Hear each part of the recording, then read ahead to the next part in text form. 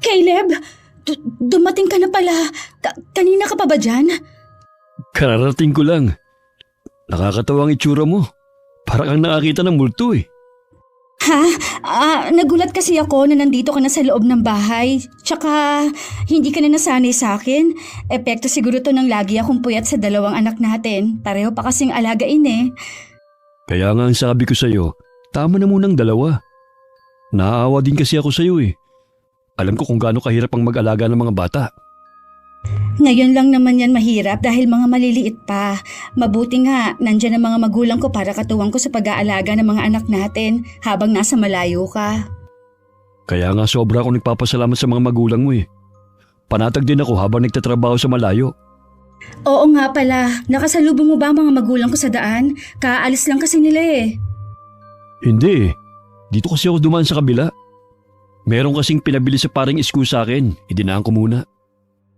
Hindi mo pala nakita yung pinsan ko. Sinong pinsan? Hindi ko alam kung nabanggit ko na sa'yo eh. Seaman siya at kabababa lang sa barko. Sa Maynila siya nakatira. Dumalaw lang kina Itay at Inay. Dumaan na rin dito. Wala kang nabanggit tungkol sa kanya. Ang nabanggit mo lang mga pinsan mo na nakatira sa kabilang bayan. Bihira naman kasi namin makita ang pinsan namin yon. Huli ko siyang makita eh. Hindi pa tayo magkakilala. Ito nga palang sahod ko. Kumuha na ako ng panggastos ko ngayong linggo. Ay, sa totoo lang, Caleb, hindi na minsan nagkakasya itong sahod na ibinibigay mo. Sa gatas pa lang at diaper, kulang na to eh. Sabi pala ni Inay, sa'yo mo na lang padidehin ng bata at lampin na lang munang gamitin mo para makatipid tayo. Ipinaliwanag ko na sa'yo, di ba? Nagkakaroon nga ng rashes ang anak natin kapag lampi ng gamit. Maliban pa doon, natatambakan ako ng labada. Sa gatas naman, alam mong wala nang madede sa akin. Pasensya ka na talaga ha. Alam mo naman dito sa probinsya, mababa talaga ang pasahod. Ayaw mo pa kasing sundin ang sinasabi sa'yo ng kapatid ko na sa Maynila ka magtrabaho eh. Tutulungan ka naman niya eh. Alam mo naman na hindi ko kayang malayo sa inyo ng mga bata eh. Ito nga linggo ng uwi eh. Hirap na hirap ng kalooban ko. Yung pa kaya naaabuti ng ilang buwan. Magtitiis na lang ba tayo ng ganito? Sa pasukan mag-aaral na si Cindy. Huwag ka mag-alala. Maghahanap ako ng ibang trabaho na malaking sahod. Huwag mo lang hilingin sa akin na sa Maynila ako magtrabaho. Oo na, pero gumawa ka ng paraan. Nakakahiya na sa mga magulang ko na minsan sila gumagasto sa pagkain natin dito. Madalas talagang pagtalunan ng tiyuhin ko at asawa niya ang maliit niyang sahod. Katwiran kasi ni Tia Jana kahit nasa probinsya, mahal na rin ang mga bilihin. Wala akong masyadong alam sa asawa ng tiyuhin ko na yun. Ang masasabi ko lang, mailap siya sa amin na pamilya ni Tio Caleb. 2 linggo na po yatang hindi pumupunta dito sa atin si Tio Caleb. Baka naman abala lang sa trabaho. Bakit hindi na lang ikaw ang pumunta sa kanila para makita mo naman ng dalawang bata? Gusto ko po kasi kapag pumunta ako doon, nandun si Tio Caleb. Halos nandun na kasi ang pamilya ni Tia Jana. Naiilang po akong humarap sa kanila. Bakit naman? Mababait naman ang pamilya ng tiyahin mo ah. Alam ko po na mababait. Basta po kapag nasa malapit lang sila iba ang nararamdaman ko. Ang hirap ipaliwanag eh. Kailangan mo pa rin sila pakitaan na maganda sa kabila ng pagkailang mo sa kanila. Tandaan mo, pamilya na sila ng Tio Caleb mo. Oo naman po. Lagi ko naman sila binabate kapag nakakasalubong ko. Lagi rin ako nagmamano sa mga magulang ni Tia Jana. Ni minsan nga po, hindi man lang silang ngumiti. Masyado silang seryoso. Bakit naman ako hindi rin palangiti? Hindi naiilang ang mga taga rito. Iba naman po kayo. Tsaka kapag may bumabati sa inyo, gumingiti kayo. Sila po talaga mailap sa mga taga rito. Ngayon na nabanggit mo ang tungkol sa bagay na yan, matagal ko na nga rin yung napapansin sa mga balai ko eh. Ayoko lang kasi bigyan ng ibang kahulugan. Wala po bang kinukwento si Tio Caleb sa inyo? Wala naman siyang bukang bibig kundi mababait ang pamilya ng asawa niya. Mabuti nga daw sinasamahan ng mga biyenan niya ang asawa niya habang nasa malayo siya. Baka nga po sadyang mailap sila sa mga taga rito dahil taga ibang lugar sila. Wag na natin silang pag-usapan pa. Basta masaya ang Tio Caleb mo sa kanila, walang problema. Mula na maghiwalay ang mga magulang ko, kay Lola na ako naiwan. Ang tatay ko kasalukuyang nasa Maynila na panganay sa magkakapatid. Bihira na rin siyang umuwi dito sa lugar namin. Magkaganon man, regular naman siya nagpapadala sa akin. Ang inay ko naman sa kabilang bayan nakatira kasama ng bagong pamilya. Mabuti naman na isipan mong dumalaw. 2 linggo ka nang hindi nagpaparamdam Pasensya na po kayo, Nay. Marami lang po akong ginagawa. Kumusta na po kayo rito? Ayos lang naman. Bakit hindi mo isinama ang mag-iina mo? Wala po dyan eh. Pumunta po sa bahay ng kapatid sa kabilang barangay. Bukas pa po ang balik nila eh. Bakit hindi ka sumama? Mas gusto ko po magpahinga. Bukas papasok na naman po ako sa trabaho eh. Kung wala naman pala ang mag-iina mo, dumito ka muna sa bahay. Kaya nga po ako nagpunta rito eh. Para makalibre ng kain. Walang problema. Gusto ko nga yung lagi kayong pumupunta rito magkakapatid eh. Mula na magkaroon kayo ng sari-sariling pamilya, nakalimutan nyo na ako. Mabuti na lang nandito si Jelay. Huwag na po kayo magtampo, Nay. Sadya lang po talagang abala lang ako. Pati mga kapatid ko. Pare-pareho kayo ng dahilan ng mga kapatid mo. Lalo na si Narsing. Nasa Maynila naman po kasi si Kuya Narsing eh. Mahirap sa kanya na mag-uwian dito sa atin. Kaya wala akong magawa kundi intindihin na lang eh. Lagi pa rin po ba nagpapadala si Kuya sa inyo? Oo. Nung isang araw nga pinadalhan ng pamangkin mo ng pambili ng cellphone. Talaga po? Ang swerte naman ni Jelay ah. Nag-iisang anak kaya lahat ibinibigay ng kuya mo. Sa tingin niyo po kaya, Nay, may pera pa si Kuya? Siguro. Hindi naman kasi ako nagtatanong sa pera ng kapatid mo Bakit mo naman naitanong? Bala ko po sana manghiram. Medyo hirap na po kasi akong pagkasya ng sahod ko eh. Meron pa akong pera dito. Ibibigay ko na lang sa'yo. Nakakahiya, Nay. Wala naman po kayong pinagkakakitaan eh. Huwag ka nang mahiya. Wala naman akong paggagamitan Sige na nga po, Nay. Ibabalik ko na lang po sa inyo kapag sumahod ako. Bakit sabi mo hirap kang pagkasyahin ng sahod mo? Wala pa naman kayong estudyante Malakas po kasi sa gatas at diaper ang bunso namin eh. Bakit kasi ayaw gumamit ng lampin ng asawa mo? Di ba sabi ko sa'yo lagi siyang kumain ng malunggay? Mainam yun para sa nagpapadede. Nahihirapan po kasi maglaba ang asawa ko eh. Tapos nauumay na raw po siya sa purong malunggay. Konting sakripisyo lang naman ang gagawin ng asawa mo pero hindi niya magawa. Hayaan na lang po natin kaysa pagtalunan pa namin. Ang akin lang naman pagiging praktikal. Kailangan nyo rin kasi mag-ipon.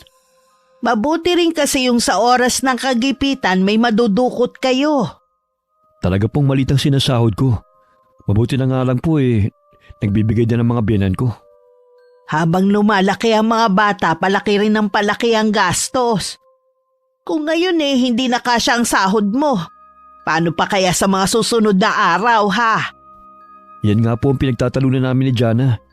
Gusto niya rin po na sa Maynila ako magtrabaho.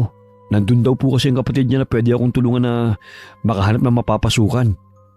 Maliliit pa ang mga anak nyo. Para sa akin hindi tama na mapapalayo ka sa kanila. Yun na nga po Ito nga lingguhan ng uwi ko. Nahihirapan na ako. Yung pa kayong lalayo ako. Humingi ka ng tulong sa mga kapatid mo. Baka meron silang maitulong sa'yo sa paghahanap ng ibang trabaho na mas malaking sahod. Nagsabi na po ako sa kanila. Sasabihin lang daw nila ako kapag meron na. Minsan kasi tulungan din yan. Habang hirap sana kayo matuto rin sanang magtipid ang asawa mo. Napapakamot na lang ng ulo si Tio Caleb. Naubusan na rin kasi siya ng ikakatwiran kay Lola. Natuwa naman ako nang malaman kong naroon ng tiyuhin ko. Agad ko namang ipinagmalaki sa kanya ang bago kong cellphone. Ang ganda naman ng cellphone mo. Lakas makasosyal ah. Siyempre naman po. Matagal ko na po yung hinihiling kay tatay eh. Malinaw ba ang camera nito? Oo naman po. Mamaya picture po tayo ni Lola. Sigurado ikaw palang may ganitong cellphone dito sa atin. Ako pa lang po talaga. Naiinggit ka po sa akin ng mga kaibigan ko eh. Ang swerte ko daw. Sila na magkaroon ng ama na tulad po ni Itay. Matanong pala kita, wala ka bang balak na magtrabaho? Sa ngayon po, wala pa po eh. Sabi po kasi ng Itay, samahan ko muna si Lola dito. Sa bagay nga, hindi mo naman kailangan magmadali sa paghahanap ng trabaho eh. Nandiyan naman ang tatay mo. Gusto ko din po syempre magtrabaho.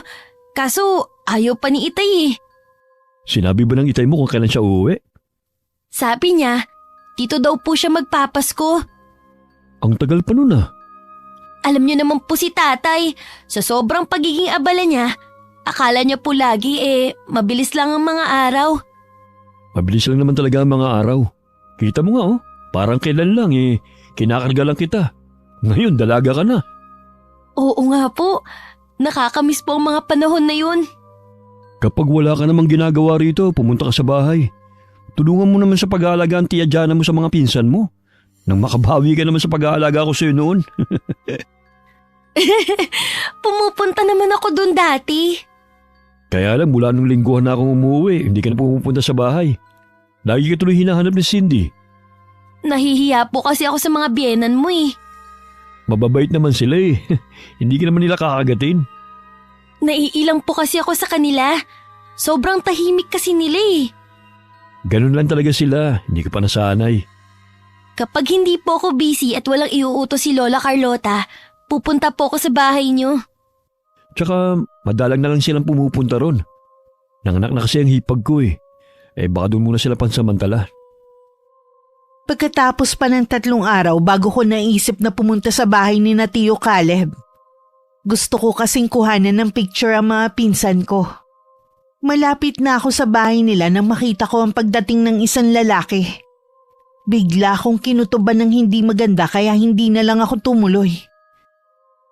Ba't nandito ka na agad?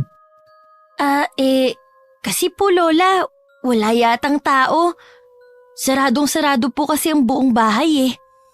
Hindi ka ba naghintay kahit sandali? Hindi na po eh.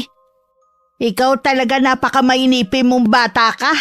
Malay mo may binili lang sandali ang tiyahin mo. Babalik na lang po ako bukas.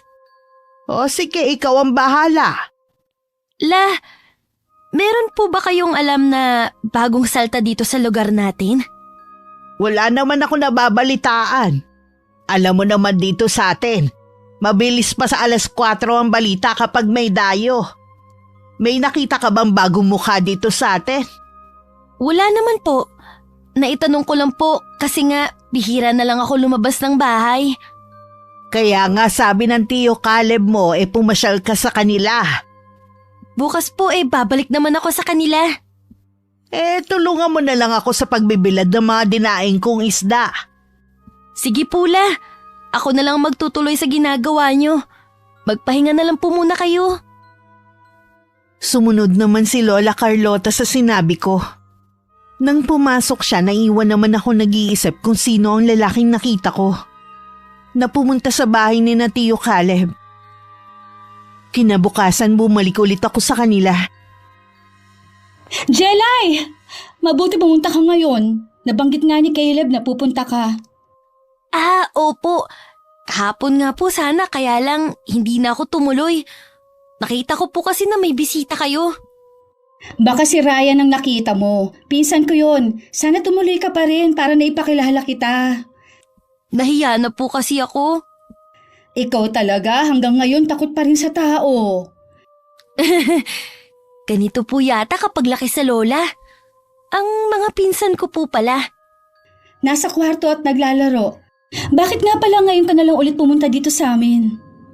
Marami din po kasi pinapagawa si Lola Carlota. Tsaka nung mga nakaraang araw lagi pong masamang pakiramdam niya. Kaya nga hindi po ako natuloy na maghanap ng trabaho.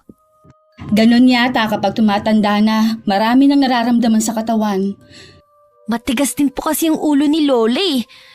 Kahit mainit, sige kilos. Sa maliit niyang garden sa likod ng bahay.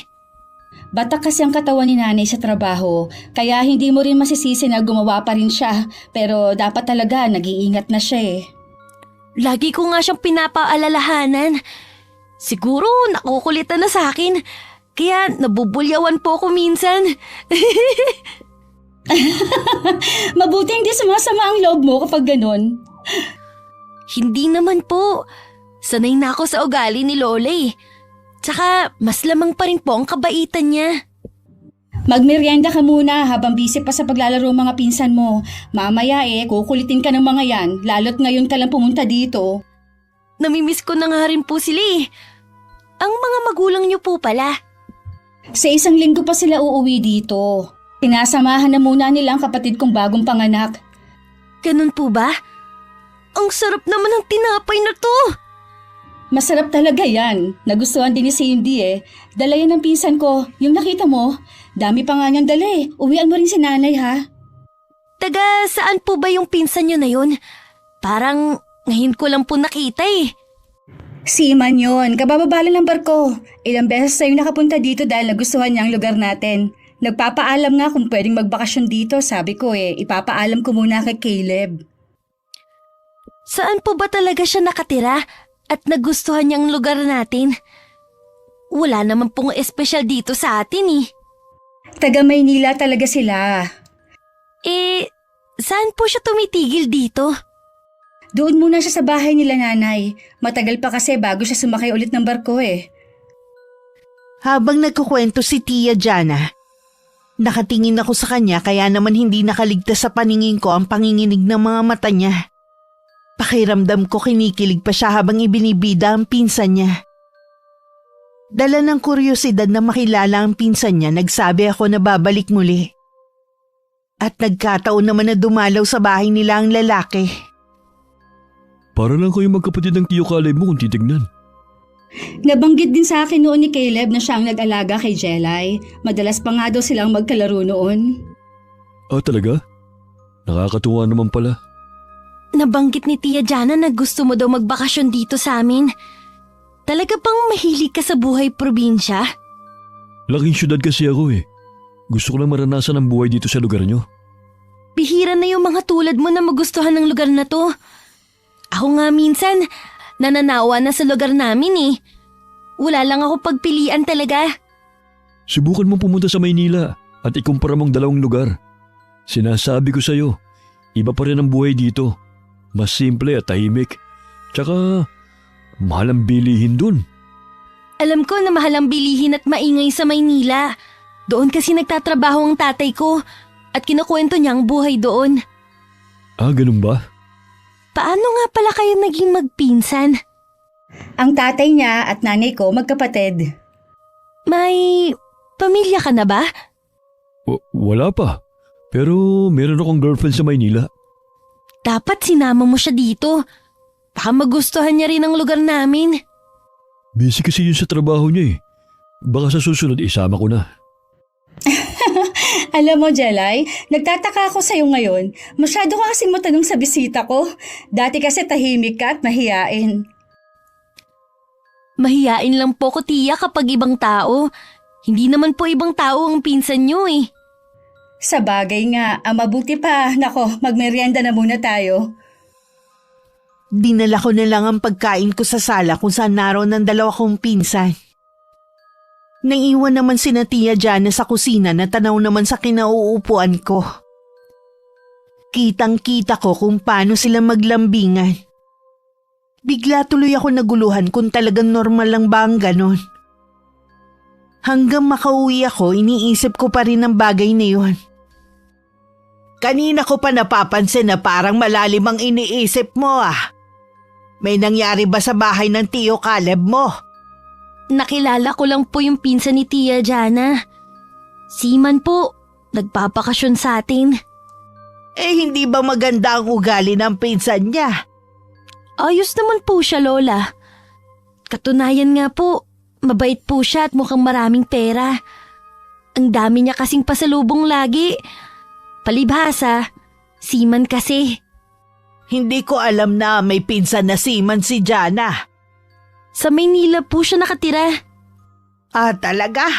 Mabuti na gustuhan niya dito sa atin. Oo nga po eh. Eh, may gusto ka ba sa lalaking yon? At siya ang iniisip mo? Lola, wala po akong gusto dun. Eh, ano nga ang iniisip mo? Mahirap pong ipaliwanag pero duda po ako sa lalaking yun. Paanong duda ka sa kanya? Sa pagkatao po niya. At kung talaga bang pinsan siya ni Tia Jana. Ano bang kakaibang napansin mo? Malambing po sila eh, na parang hindi naman normal na ginagawa ng magpinsan. Baka naman malapit lang sila sa isa't isa. Ewan ko lang po. Oy, Jelay, wag mo tong mababanggit sa Tio Caleb mo, ha? Baka kasi pagmula ng hindi pagkakaunawaan nila mag-asawa. Sige po, Lola. Hindi ko po babanggitin. Minabuti ko na hindi muna pumunta sa bahay ni na Tia Jana. Kung lagi kasi ko nandun, marami pa akong mapapansin na kakaiba. At mabibigyan ko lang ng mali siya. Alam ko ring nakauwi na si Tio Caleb sa kanila. Okay lang naman kung dito ka magbabakasyon eh. Mabuti nga yun para may kasamang mag-iina ko. Salamat Kuya Caleb. Tama nga ang sinabi ni Ate Jana. Ang bait mo nga. Hindi naman. Bukas lang ang bahay ko sa lahat ng mga kamag-anak ng asawa ko. Siya nga pala, may dala akong alak dyan. Umiinom ka ba? Oo naman. Magluluto ako ng pulutan natin. Meron akong alagang mga manok dyan. Magkakatayo ko mamaya. Salamat at mainit ang pagtanggap mo sa akin dito.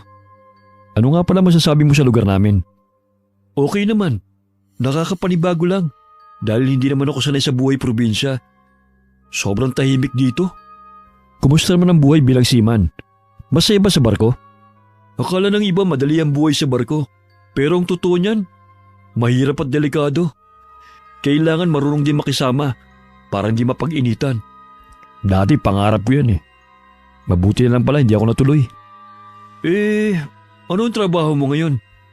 Eto, bumagsak ako bilang karpintero. Ayos lang yan. Marangal naman ang trabaho mo eh. Marangal nga. Minsan naman kulang ang kinikita ko. Kung walang pukpok, walang kain. Bakit hindi ka maghanap ng trabaho na mas malaki ang sahod? Sinusubukan ko naman eh. Kaso wala talaga akong mahanap na iba eh. Bakit hindi mo subukan magtrabaho sa Maynila? Ayoko kasing mawalay sa pamilya ko eh. Kung doon kasi ako magtatrabaho, malamang bihira ako makakauwi rito. Mamamatay ako sa lungkot doon. Sa bagay nga, mahirap kasi kapag pamilyado na. Mabuti na iintindihan mo ako kahit wala ka pang pamilya. Oo naman, kaya nga ako hanggang ngayon hindi pa rin makapag-asawa. Gusto ko muna mag-ipon bago lumagay sa tahimik na buhay. Tama yan, para hindi mo kailangang lumayo. Dito ka muna Huhuli lang muna ako ng manok. Tutulungan na kita. Hindi na. Bisita ka namin dito eh. Ang mabuti pa, puntahan mo na lang ang pinsan mo. Sige. Kung kailangan mo ng tulong, tawagin mo lang ako Nakatalikod na si Tio Caleb kaya hindi niya nakita ang misteryosong ngiti sa labi ng lalaki. Nang mailuto ang manok, nagtabi lang ang tsuhin ko ng ulam. At saka na nila inumpisa ng inuman sa labas ng bahay. Habang lumalalim ang gabi, pasarap din ang pasarap ang kwentuhan ng dalawa. Lasing ka na yata eh. Kung ano-ano na kasing sinasabi mo eh. Hindi pa ako lasing. Gaya nga ng sinasabi ko, may boyfriend talaga yung si Jana. Pero ako pa rin ang pinili niya.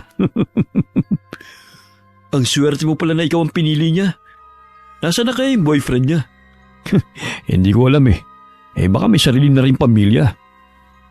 Kasing edad lang niya ang asawa ko eh. Sa tingin mo kaya, hindi na mahal ng pinsan ko naging boyfriend niya? Hindi magpapakasal sa akin ang pinsan mo kung mahal pa rin niya ang lalaking yun. Siguro nga, tama ka.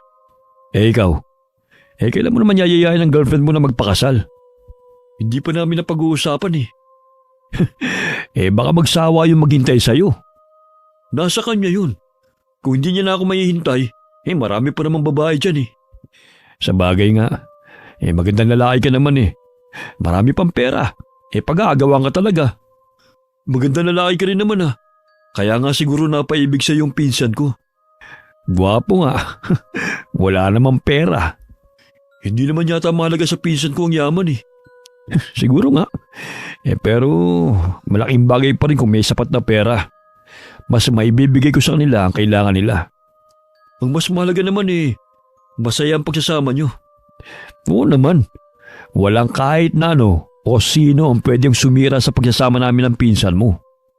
Kung ganun, uminom pa tayo. Magbubukas pa ako ng isang bote ha.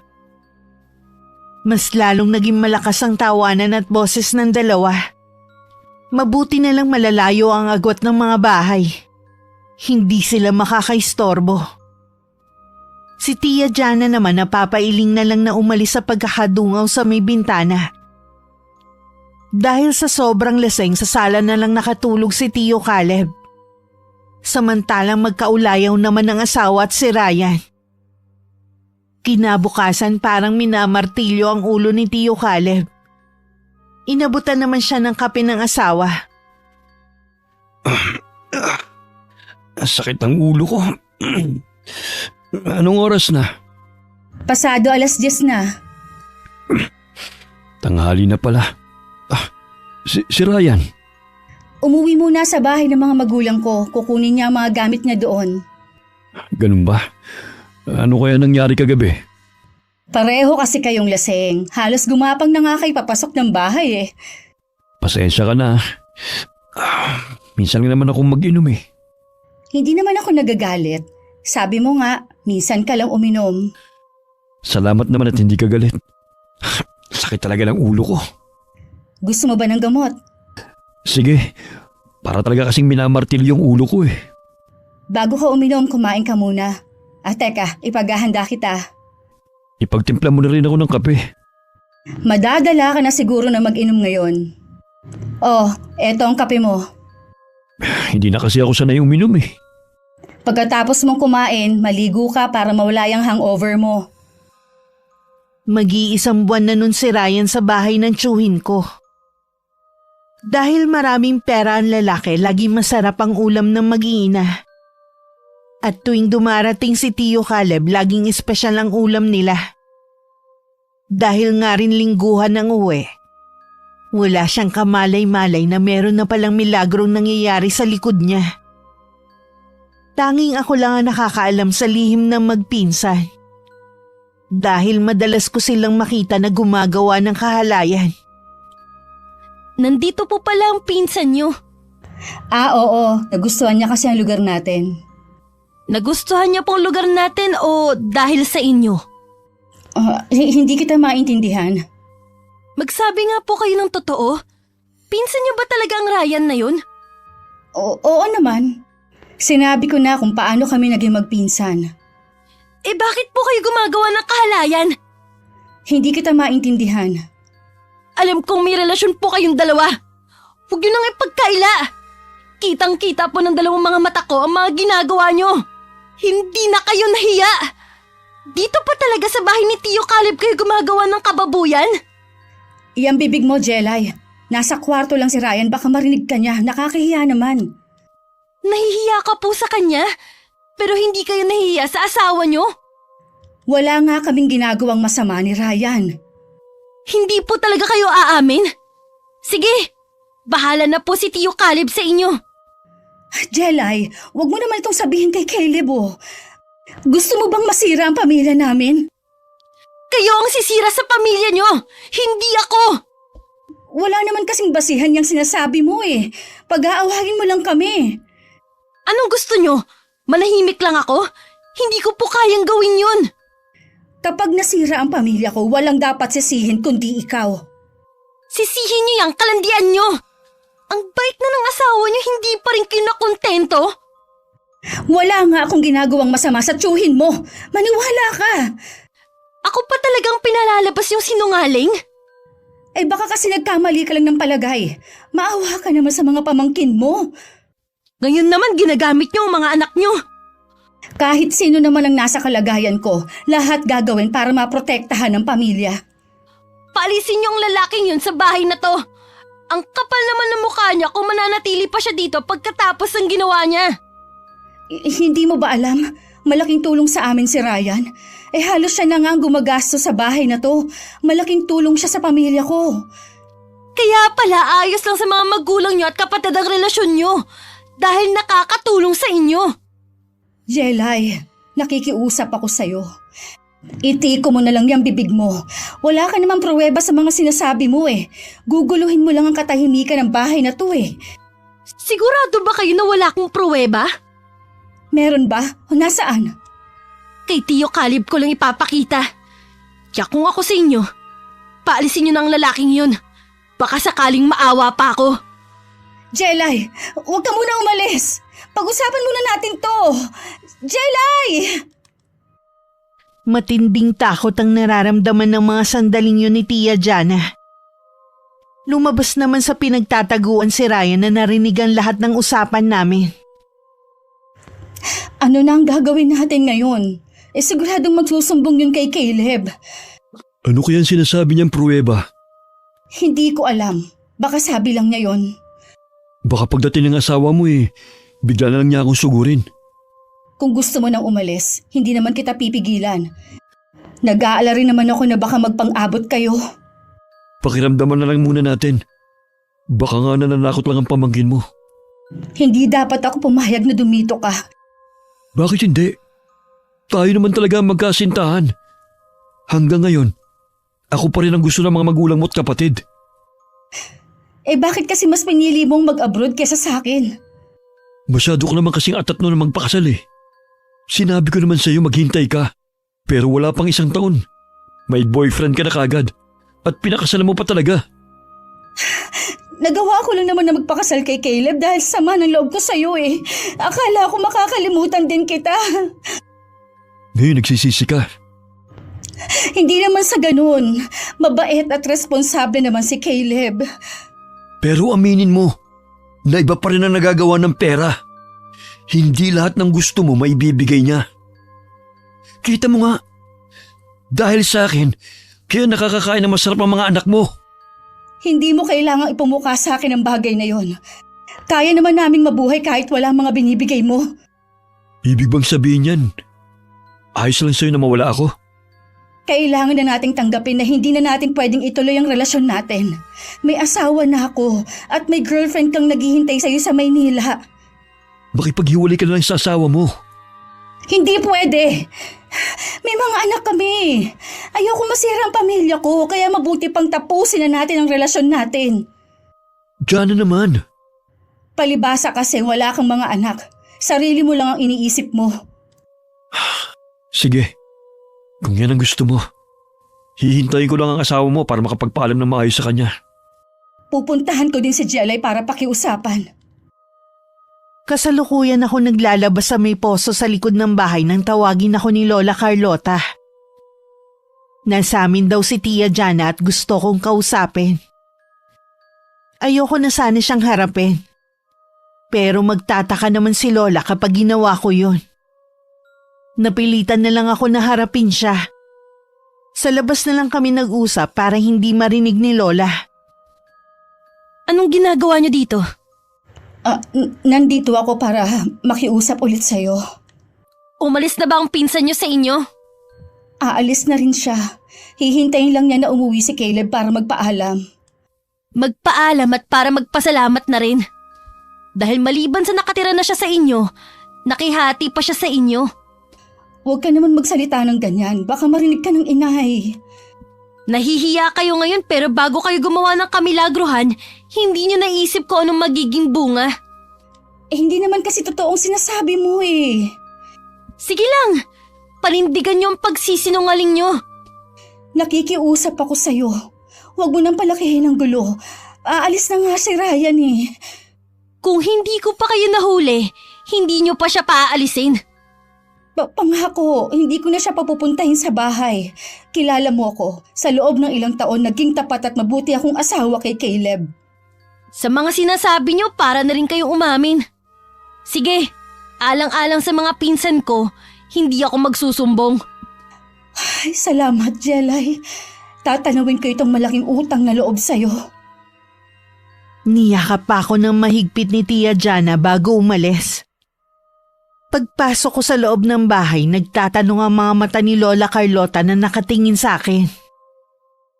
Ano bang sadya ni Jana sa'yo? Wala pula. Meron lang siyang pinapakiusap sa akin. Ano naman? Tungkol po sa pinsan niya. Alam ko meron kang itinatago. Hinihintay ko lang na magsabi ka sa akin. Lola, nangako naman na si Tia Jana na paaalisin na po ang lalaking yun. May ginawa bang lalaking yon? Bakit sabi ni Caleb mabait naman at marunong makisama? Magiging mabait po talaga yun dahil may relasyon sila ni Tia Jana. Dahil sa magpinsan sila? Hindi po sila totoong magpinsan. May relasyon po sila, Lola. Matagal na nilang niloloko si Tio Caleb. Ano ka mo? Totoo ba yan? Kung hindi ko pa sila nahuli, hindi pa sila hihinto sa kababuyan nila. Napakabait na ni Caleb pero nagawa pa rin yun ni Jana. Oo nga po. Lola, ayos lang po ba kayo? Maupo muna kayo. Medyo nahilo lang ako. Ayos na rin naman ako. Hindi ko po mapapatawad ang sarili ko kapag may nangyari po sa inyo. Ano ka ba? Ayos lang sabi ako Mas nag-aalala ako kay Caleb kapag nalaman niya to. Paalis na rin naman po yung lalaki. Siguro po mabuti nang huwag na natin ipaalam pa kay Tio Caleb.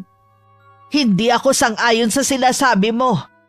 Anak ko ang niloloko ng babaeng yun. Baka po kasi mas malaking gulo pang mangyari kapag sinabi natin. Kung sakali mang magkagulo, walang dapat sisihin kundi ang babaeng yun. Alam din po ng pamilya niya ang tungkol sa relasyon nila. Mga konsintidor din sila. Pagkatapos ng pakikisama ko sa kanila ito pa ang gagawin nila. Paano po kasi nakikinabang din sila sa binibigay ng lalaki? Kung ganon rin lang naman, mabuti pang iwan na lang niya ang anak ko. Tingin ko po mas pipiliin pa rin ni Tia Jana ang pamilya niya. Di sana po sumama na lang siya sa lalaking yun. Mabuti pa nga siguro, pero kailangan iwan niya ang mga apo ko. Kung hindi ko lang po iniisip ang mga pinsan ko, noon pa sana ako nagsumbong. Bigyan na lang po natin ng isa pang pagkakataon si Tia Jana. Ang lagi talagang kawawa ang mga bata. Mananahimik ako. Pero siguruhin lang niya na paaalisin ng demonyong lalaki na yon na gustong sirain ang pamilya nila. Kalma lang po kayo, Lola. Namumula na kayo sa galit Baka kung mapano kayo. Teka lang po, ikukuha ko lang po kayo ng tubig. Sino ba naman ang hindi magagalit sa nalaman ko? Ito na pong tubig nyo. Uminom po muna kayo. Meron ka bang ebidensya laban sa kanila? Meron po, Lola. Nakuhanan ko sila ng video gamit tong cellphone ko. Itago mo lang yan, Apo. Paalang araw magagamit din natin yan. Ayos na po ba kayo? Oo. Sige na, balikan mo na ang nilalabhan mo. Nang sumunod na araw, pinuntahan ni Lola si Tia Jana sa bahay nila. Naabutan pa niya si Ryan doon. Parehong nagulat ang dalawa sa biglaang pagsulpot ni Lola Carlota. Nay, napadalaw po kayo. Ano pang ginagawa ng lalaking yan dito? Talaga bang wala nang natirang hiya sa mga pagbumuka ninyo? Alis na rin po si Ryan.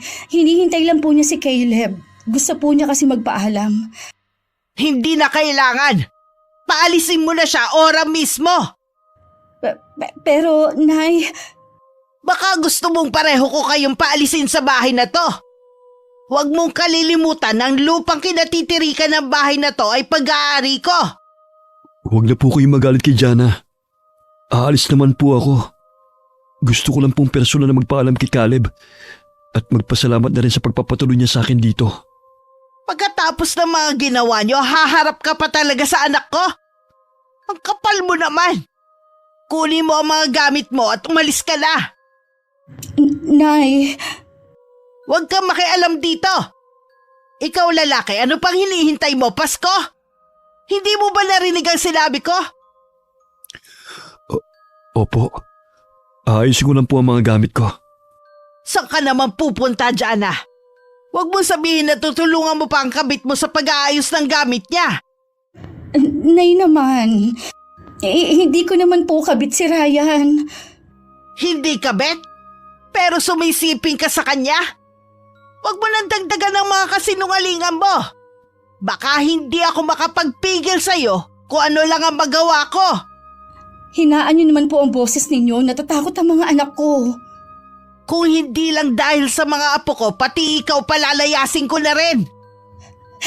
Nay, nakikiusap po ako na sana huwag niyo nang iparating ito kay Caleb. Marami na pong iniisip na problema ang asawa ko. Basta paalisin mo ang lalaking yan dito. At mangako ka na hindi na makikipagkita sa kanya. Opo, Nay. Hindi umalis si Lola Carlota hanggat hindi umaalis si Ryan. Muli pa niyang binalaan si Tia Jana na wag na muling gagawa ng anumang kasalanan sa asawa. Puro tango naman na naging tugon ng tiyahin ko. Mula noon naging panatag na ang loob namin. Hanggang bumisita sa amin si Tio Caleb. Mabuti naman na padalaw ka sa akin. Ugali mo na talagang abutin ng ilang linggo bago makipagkita. Bigla ko po kayo na-miss eh. Si Jelay po. Nasa bayan. Kinuha ang padala ng ama. Nay. Yun nga palang hiniram ko sa inyo. Pasensya na po kung hindi ko pa nababalik ha. Hindi naman ako naniningil eh. Nahiya na po kasi ako sa inyo eh. Huwag mo munang isipin yon. Kumusta na pala kayo ng pamilya mo? Okay naman po. Nandun pala sa bahay namin ang mga biyanan ko at hipag. Nandun din si Ryan. Si Ryan nasa bahay ninyo? Di ba umalis na siya? Opo. Pero bumalik po siya kasama ng mga biyanan ko. Mga konsintidor talaga ang pamilya ng asawa mo. Hindi ko po kayo maintindihan, Nay. Pinaalis ko na ang lalaking yun sa bahay ninyo. Kinausap ko na rin ang asawa mo. Kayo po nagpalis kay Ryan? Bakit naman po? Nakakaya dun sa tao. Nakakatulong naman po siya sa bahay eh. Ano nakakaya? Sila dapat ang mahiya. Lalo na ang asawa mo. Ano po bang nagawa nila sa inyo at galit na galit kayo sa kanila? Matagal ka nang niloloko ng asawa mo at ng lalaking yon. Kasabot pa ang mga biyanan mo sa panloloko sa'yo. Ano pong klaseng panloloko? Hindi totoo na magpinsan sila. May relasyon ng dalawang yon. Ano po? Hindi po magagawa ni Jan ang lokohin ako. Hintayin mo si Jelay. Nasa kanya ang mga pruweba na nagpapatunay na may relasyon ng dalawang yon. Tinanggap ko siya sa bahay ko. Pinagkatiwalaan ko siya. Tapos tutuklawin lang pala niya ako. Wala na sana kaming balak sabihin sa'yo. Basta mangako lang si Jana na hindi na siya makikipagkita sa lalaking yon. Hindi na nga niya tinupad ang pangako niya. Pinabalik pa niya talaga sa bahay ninyo. Mga hayop! Lahat sila mga traidor! Kung maghihiwalay kayo kunin mo ang mga anak niyo. Huwag mong ipaubaya sa kanya. Naabutan ko si Tio Caleb sa bahay. Babatiin ko na sana siya nang mapansin ko na parang galing siya sa pag-iyak. Nang tingnan ko si Lola Carlota, baka sa kanya ang pinaghalong lungkot at galit. Bigla tuloy akong kinabahan. Tio Caleb, kanina pa po kayo? Oo, kanina pa rin kita hinihintay. May kailangan kasi akong malaman. Alam na ng Tio Caleb mo. Po? Akala ko po ba ililihim na lang natin ang tungkol sa bagay na yun? Yun naman talaga ang gusto ko. Pero ang babaeng yun pinabalik na naman doon ng lalaki niya. Ang kapal naman talaga nila. Wala talaga silang delikadesa. Gusto ko makita ang video na sinasabi ni Inay na nasa cellphone mo. Sigurado po ba kayo? Pwede nyo naman na hindi natingnan. Hindi po ba kayo naniniwala sa amin ni Lola na may milagrong ginagawa ang asawa nyo at ang nagpakilalang pinsan niya? Naniniwala ako sa inyo ni Inay. Pero gusto ko talagang makita mismo ng mga mata ko ang kataksilan ng asawa ko. Talaga po bang gusto nyo pang makita? Oo naman. Sige na. Ipakita mo na sa akin. Ito po, Tio Caleb. Hindi ko naman talaga na-intention silang makuhanan. Nagkakataon lang na tuwing pupunta ako sa inyo, may ginagawa silang hindi maganda. Hayop. Paano nila nagawa to sa akin? Nagpapakahirap ako sa pagtatrabaho. Tapos sila nagtatampisaw sa kasalanan. Kinausap ko siya noon at binigyan ng pagkakataon para sa mga anak niyo. Kinausap din siya ng lola. Nangako siya. Sadya talagang makati ang asawa mo. Huwag ka munang umuwi sa bahay na yon. Magpalamig ka na muna rito. Ayoko na po talagang umuwi ron. Sigurado ako. Pinagtatawanan na nila ako dahil sa katangahan ko. Sobrang bait mo lang po talaga. Sinamantala naman yun ng asawa mo. Ang dami kong tanong tuloy ngayon. Paano ang mga anak namin? Nandito lang po kami, Tio Caleb. Hindi ka po namin pababayaan pati mga anak nyo. Alam ko naman yun. Pero hindi lang naman yun ang inaalala ko eh. Pati na rin ang sasabihin ng ibang tao kapag lalaman nilang tungkol sa ginawa sa akin ng asawa ko. Huwag mong isipin ang sasabihin ng mga tao. Taas noo ka pa rin maglalakad sa labas. Ang asawa mo ang dapat magtago dahil sa ginawa nila. Tio Caleb, dito po muna kayo habang nag-iisip kayo ng dapat nyong gawin. Tuluyan na ngang hindi umuwi si Tio Caleb sa bahay nila. Hindi rin namin alam kung hinahanap ba siya ng kanyang asawa. Hindi rin kasi nila alam na nung araw na yun pupunta ang tiyuhin ko sa amin. Walang araw at gabi na hindi naglalasing si Tio Caleb. Bilin lang ni Lola sa akin wag ko siyang aalisan ng tingin.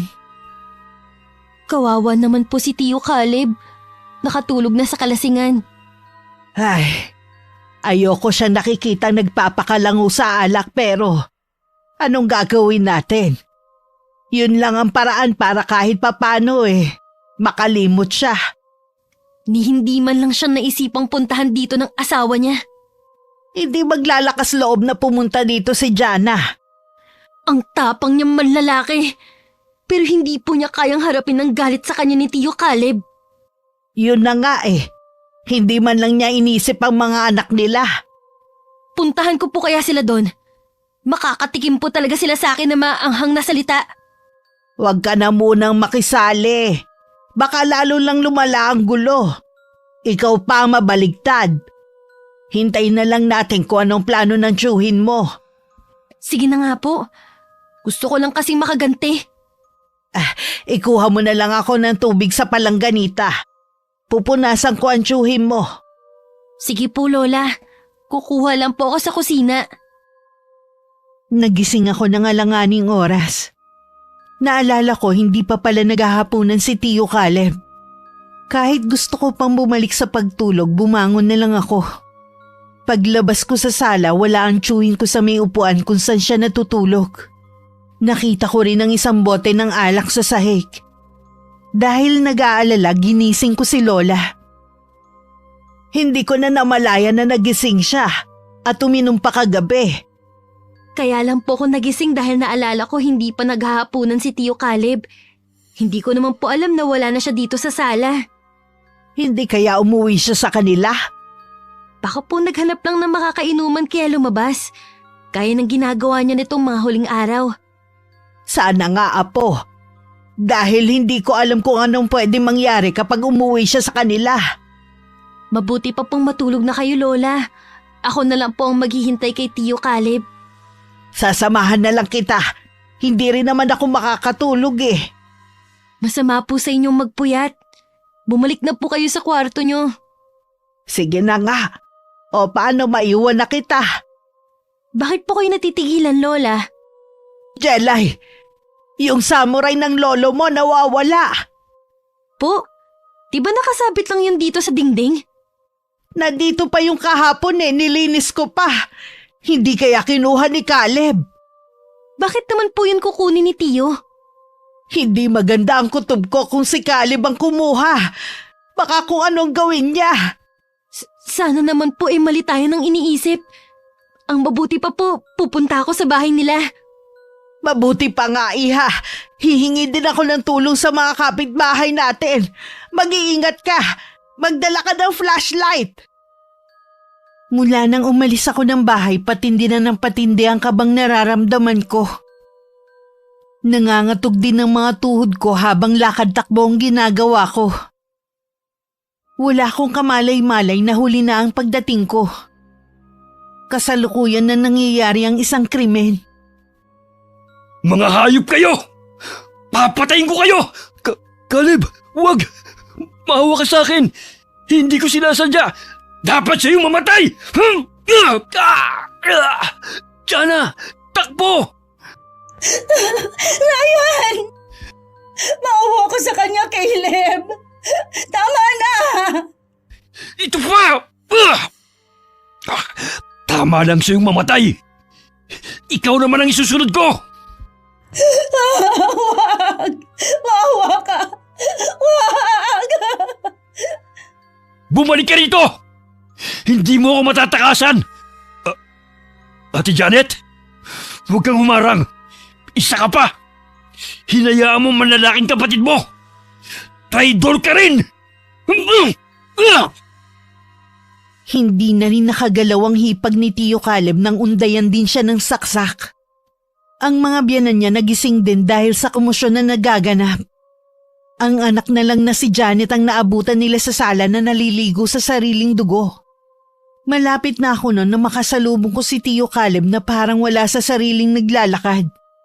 Habang hawak ang samurai na may bahid pa ng dugo. Tio Caleb, ano pong nangyari? Saan kayo nanggaling? Galing ako sa bahay namin. Patay na si Ryan. At ang hipag ko. Nakatakbo si Jana. Hindi ko alam kung nasaan ang asawa ko. Bakit niyo po ginawa yun? Bakit mo sila pinatay?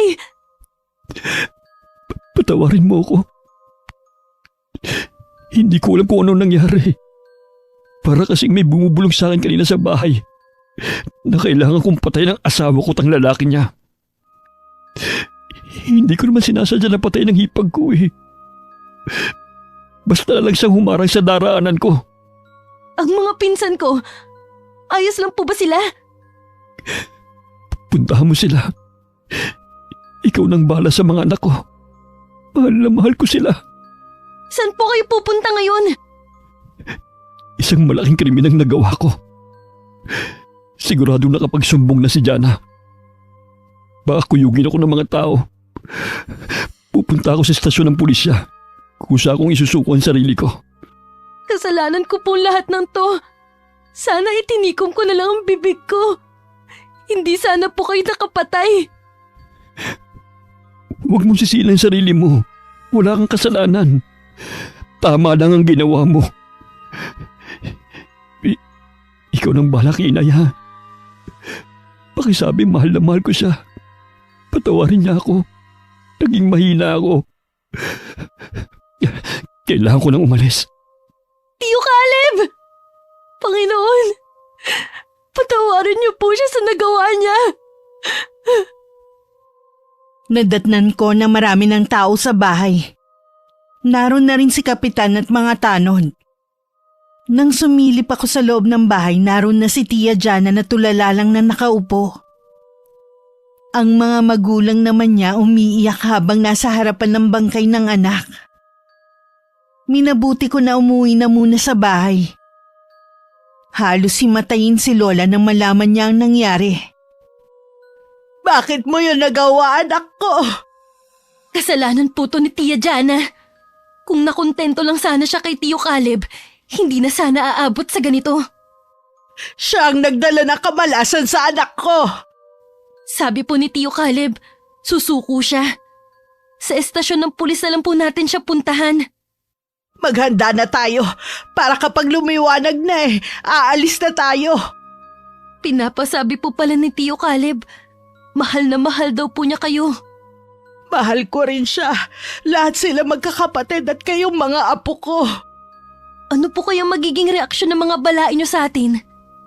Inaasahan ko na magagalit sila sa atin. Ako ang bahala sa kanila.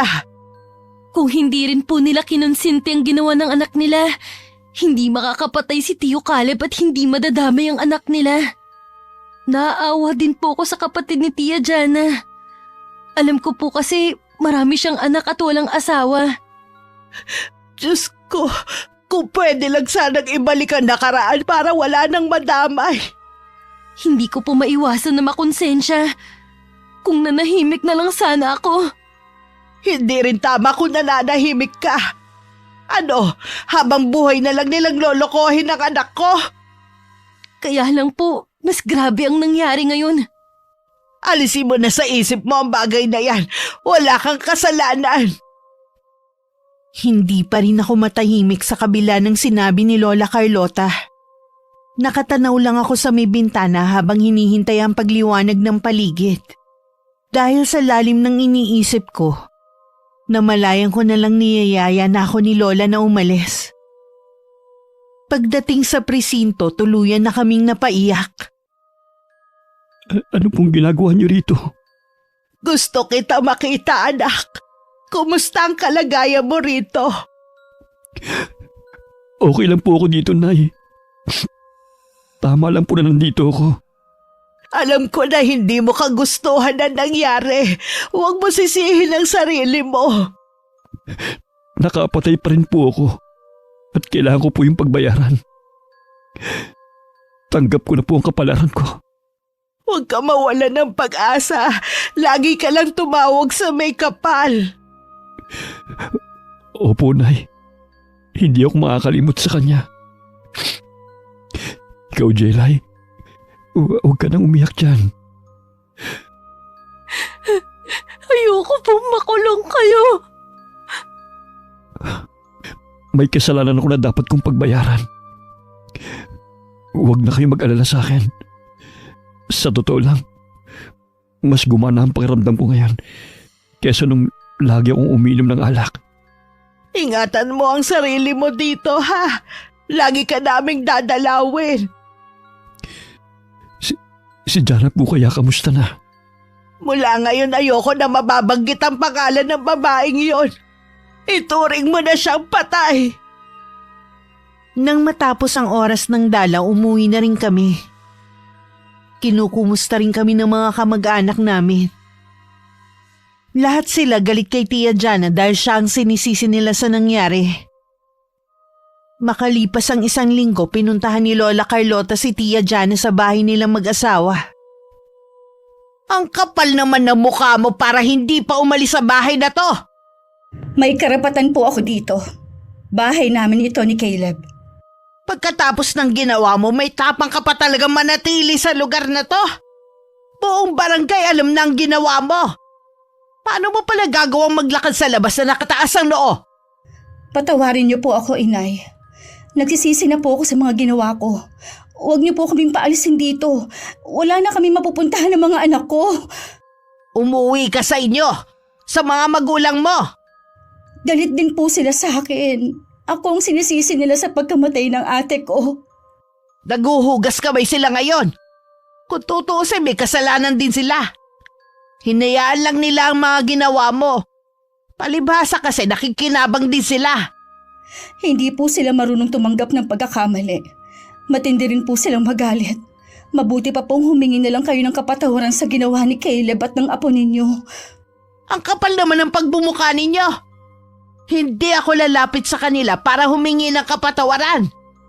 Huwag na po kayong magmatigas kung ayaw po ninyong magsisi.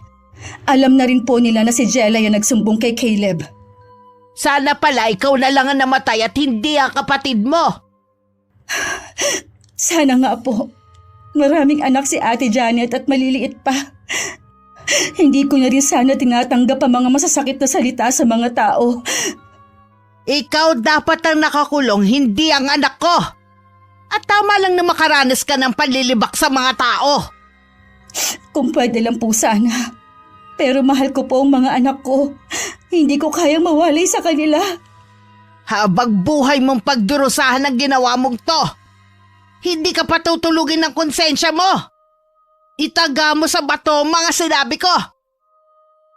Dahil nailipat na sa ibang kulungan si Tio Caleb, bihira na lang namin siyang madalaw.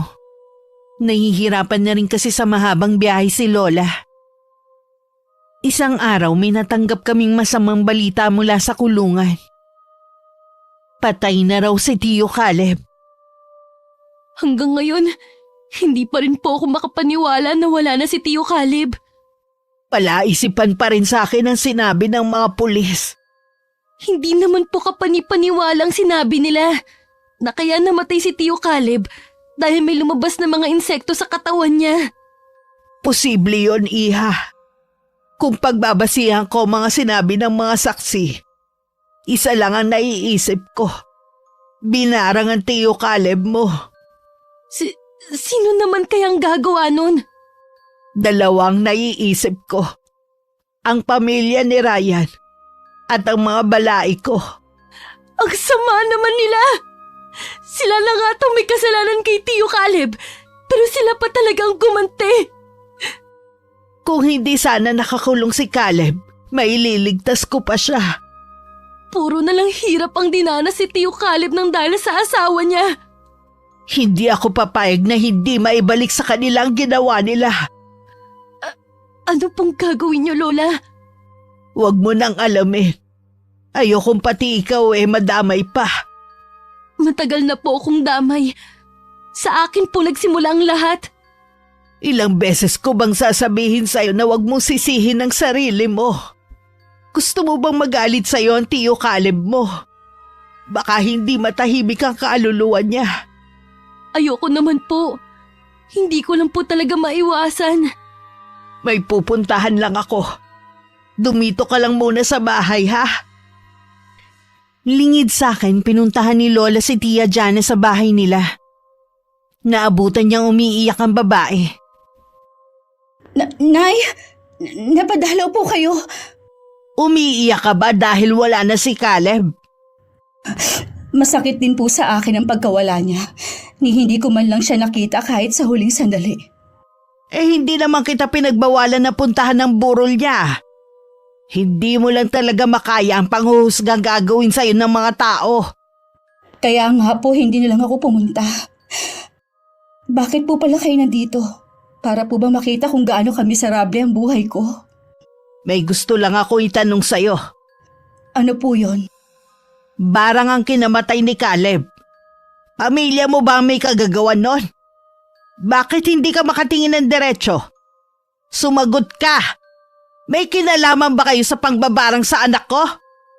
Ang itay po ang may alam pero hindi po niya magagawa yon. Pwes ginawa niya. Hindi mo man lang nagawang pigilan ng ama mo. Pinakiusapan ko po siya na huwag gagawa ng bagay na ikapapahamak ni Caleb. Pero nababalot ng galit ang puso niya dahil sa pagkamatay ni ate. Subukan niyong muling may saktan sa isa sa pamilya ko pag sisisihan niyo na nakilala niyo ko.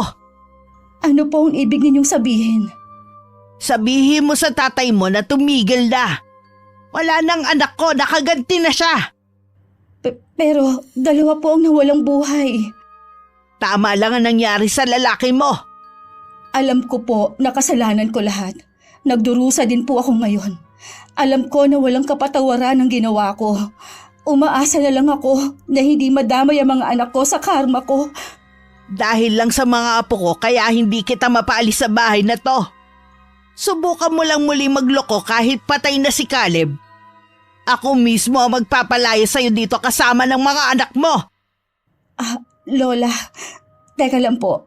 May gusto lang po ako sabihin. Kahit ito man lang, makabawi ako sa inyo.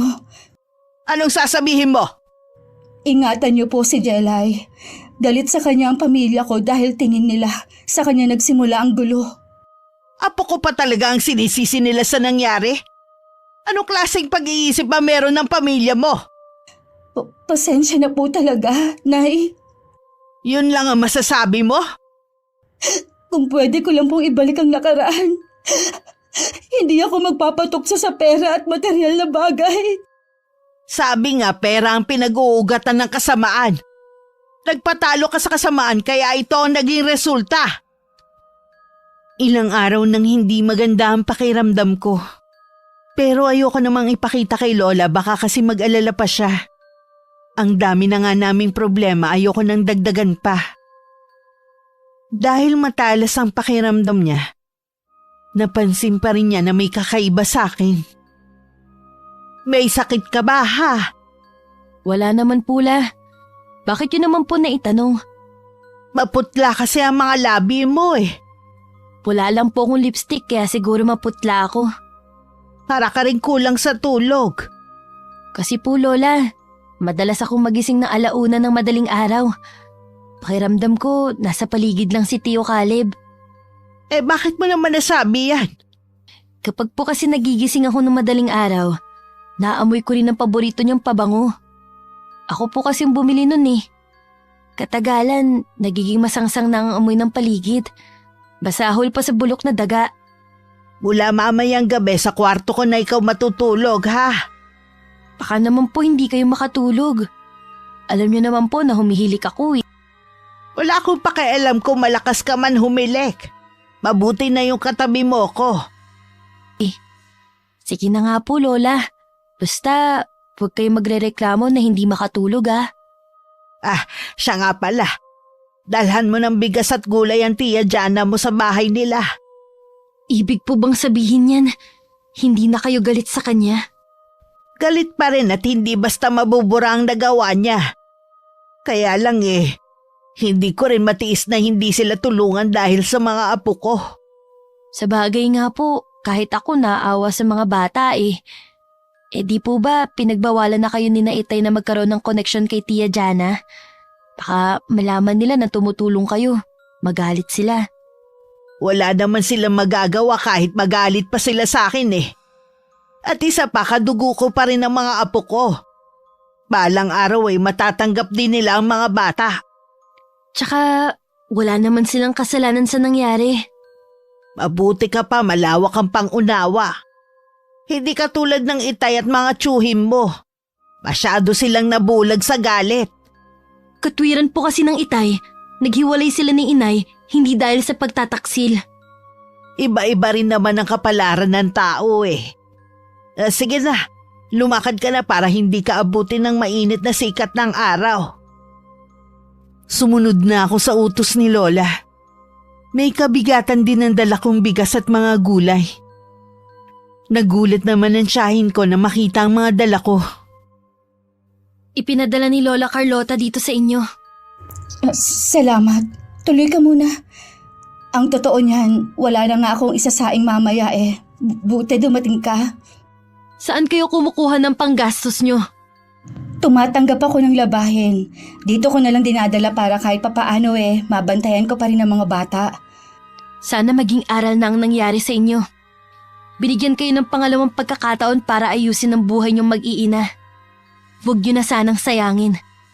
Yun nga lang, hindi ko alam kung paano mag-uumpisa muli eh. Wala na kasi akong natatanggap ng suporta sa pamilya ko. Galit din ang pamilya mo sa akin. Kung alam mo lang kung paano ko kapala ng mukha ko kapag nakikiusap ako sa mga taga rito na ako na lang ang kunin nilang labandera.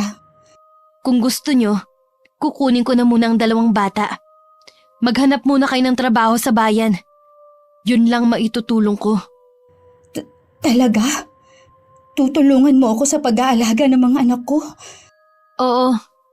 Nangako ko kay Tio Caleb na hindi ko pababayaan ang mga anak nyo. Yun din sigurong dahilan kung bakit siya nagpaparamdam sa akin. Salamat sa'yo, Jelay, ha? Hindi ko tatanggihan ang tulong na inaalok mo. Ginagawa ko to para kay Tio Caleb at sa mga bata. Hanggang ngayon, galit pa rin ako sa inyo.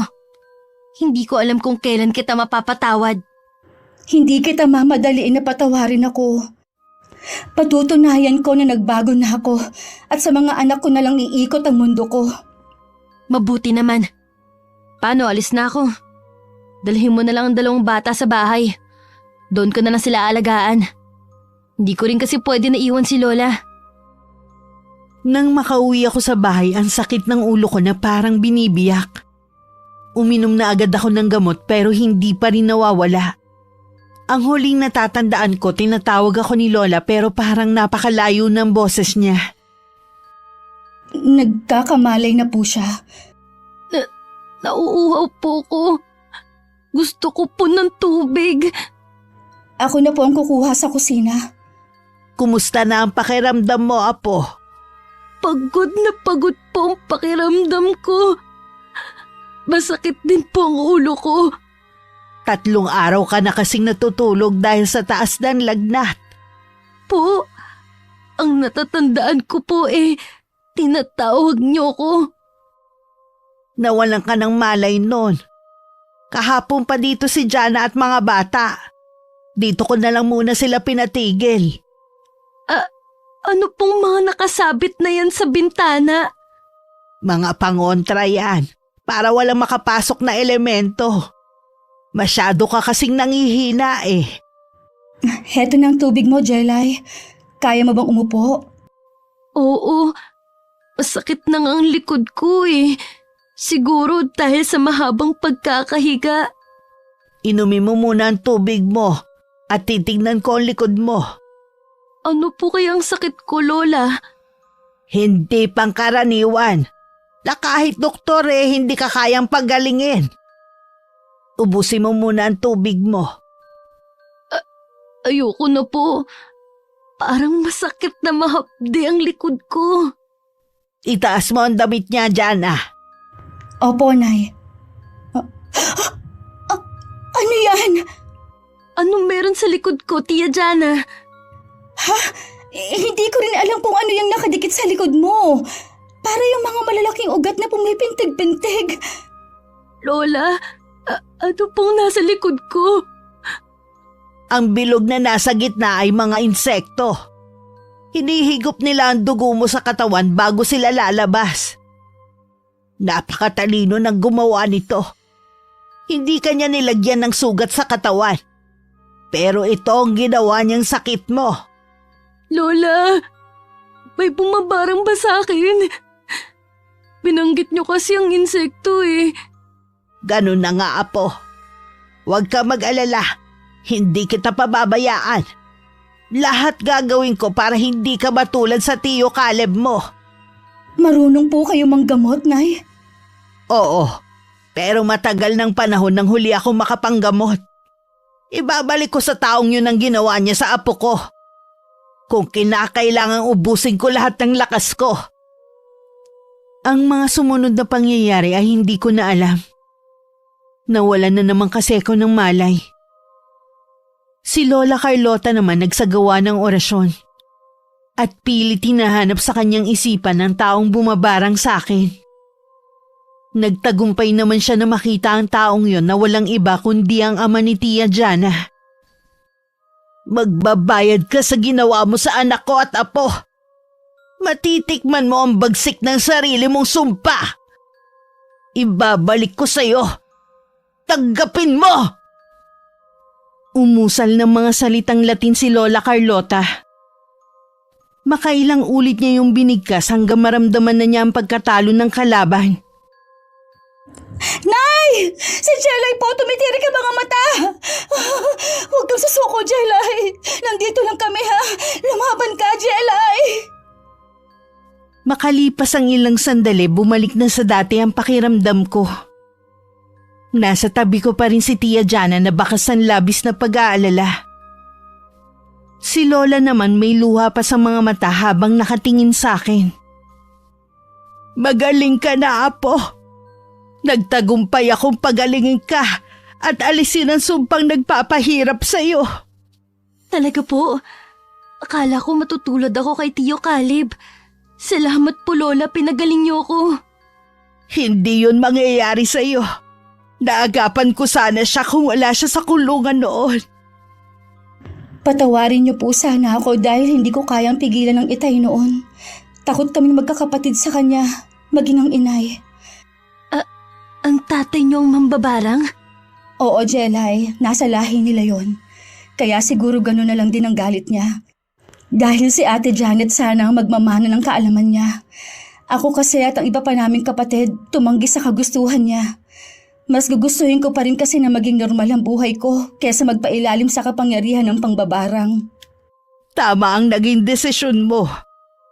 Alam ko rin matagal ka nang napatawad ni Caleb. Patawarin mo na rin ang sarili mo. Opo, Nay. Sana din balang araw mapatawad niyo rin po ako. Mabait si Lola Carlota. Bigyan mo lang siya ng panahon. Mula no naging mas magaan na ang pakikitungo namin kay Tia Jana. Hindi man nagsasalita ang lola. Alam kong pinatawad na niya ang babae. Ganon din ako. Minsan wala sa laki at bigat ng kasalanan. Kung talagang gustong magpatawad. Wakas. Okay, shoutout po tayo. Shoutout kay Inang Ausa from Batangas City. Amor Rada from Riyadh. Norma Dalnay na laging nakikinig, hello. Hello kay Julius Deloro at sa Deloro family at Gonzaga family. Hello kay Tutsi Gulalan from Pasig City, Iloilo. Hello kay Sofia Amorin, salamat sa pakikinig. Shoutout sa Consensino family from Caloocan City. Hello sa mga anak ni Genevieve Cabangal from San Jose Antique na sina Shine, Kim, Princess, Jeric, Kurt at Rafael. Shoutout kay na Christopher Soyoso, Domingo Bundal at Heaven Soyoso from Suwal, Pangasinan na walang sawang nakikinig sa akin at kay Ingkong. Hi kay Leonisa Cobo from San Miguel, Bulacan. Shoutout sa Pabatal and Mangkaw family from North Cotabato. Hello kay na Kimberly and Cez from Rodriguez, Rizal. Hi kay Maria Angela Escopete from Melbourne, Australia. Ruby Ann Magante from Riyadh, Saudi Arabia. Phoebe Manglona from Himaymaylan, Negros Occidental. Hello sa Inaria family from Laguna. Hi kay Grace Limsiaco from Saudi Arabia. Hello Malin Rico from Novaliches, Quezon City. Hi kay Glenn Saga from Lapu-Lapu, Cebu City. Hi kay Cecilia V from Taguig City. Hello kay Lynn Turker from Turkey. Hello sa'yo Lance MBB from Malaysia. Hi kay Noy from Abu Dhabi. Hello sa'yo Rere Sales from General Santos City. Hi kay Marites Angdasan na lagi ring present. Hello Amorada from Riyadh. Shout out sa MMPC Toda Pascam 2 General Trias Cavite. Lalong-lalo na kay Ate Baby Cruz. Salamat sa laging pakikinig. Hello kay Rosalina Bugayong from Singapore with love. Hi kay Carol Manzano Abrigo na always present. Hello kay Violi Leharso from Cavite. Hello kay Love from Hong Kong. Shout out kay Francesca Liana from Muscat, Oman. Hi kay Aiko Villesa from Bahrain na lagi ring present. Hi kay Norma Garcia Pabunan from Hong Kong. Hello kay Razon Yao from Kuwait.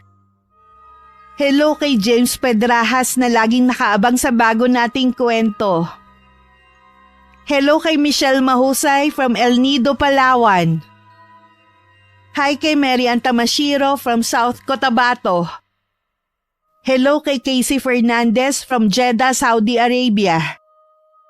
Hello kay Lydia Lopez na lagi ring present. Hi kay Nida Kiambao from Kuwait.